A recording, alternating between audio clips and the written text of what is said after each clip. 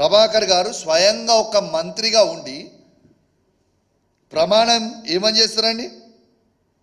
రాగద్వేషాలకు అతీతంగా అని ప్రమాణం చేస్తారు. ఇదా వీళ్ళు చేసేది?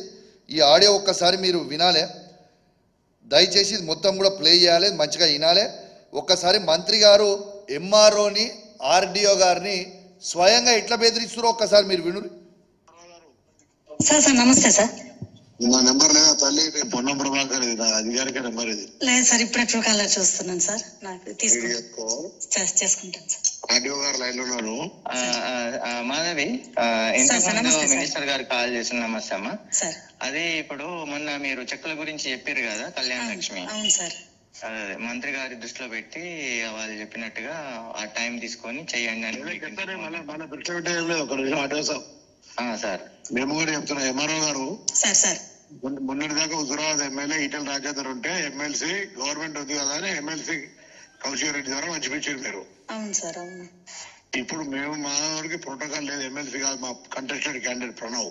సార్ ఎమ్మెల్యేకి మా పార్టీ వాడు కాదు, మా అధికార పార్టీ కాదు. సార్ మీకే స్వేచ్ఛ ఇస్తున్నాం, మీరే అధికారం పెంచండి. ఆయన చేయికి ఒక్కటి పోయినా పోవద్దని చెప్తున్నాం. రెస్పెక్టబుల్ ఎంఆర్ఓ గారు, మీరు ఒక చెక్ కూడా ఆయన చేయకూడదు. మీరే స్వయంగా అవసరమైతే స్థానిక సర్పంచులు ఆలోచన తీసుకొని పోయి లోకల్ ఇచ్చేసుకోండి. మీరు విన్నారు కదా, లైవ్గా ఎంఆర్ఓ గారికి చెక్కులు ఇవ్వద్దని చెప్తుండు. ఈ జియో ఏమున్నదండి మీకు చదువుతా, 3rd పారా 4th పాయింట్లో, cheques will be distributed by the concerned constituency MLA to the beneficiary once in a week or on a specific day at mandal headquarters or as per MLA wish అనేది క్లియర్గా జియో ఉన్నాక ఇట్లా చెప్పడము న్యాయమా?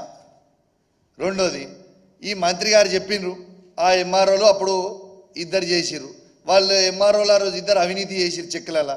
ఏమైంది? ఇద్దరు ఇవ్వాలి ఎంఆర్ఓలు జైలుకి పోయింది. ఇది ప్రజాస్వామ్యం. ఖచ్చితంగా ప్రజల మధ్యలోనే చెక్కులు వంచాల్సిన బాధ్యత, ప్రోగ్రాం పెట్టి ఇవ్వాల్సిన బాధ్యత ఉన్నది. ఏ ఒక్క చెక్ అయినా కూడా ఎంఆర్ఓ గారు ఇండివిజువల్గా పంచితే ఇది మీరు అవినీతికి పాల్పడుతున్నారు కాబట్టే అనే ప్రమాదం ఉంటుంది, రేపు బెనిఫిషరీస్ చెప్పే ప్రమాదం ఉంటుంది. కాబట్టి మీరు కూడా తస్మాత్ జాగ్రత్త అని మీ అందరికీ కూడా హెచ్చరిస్తూ ఉన్నాం.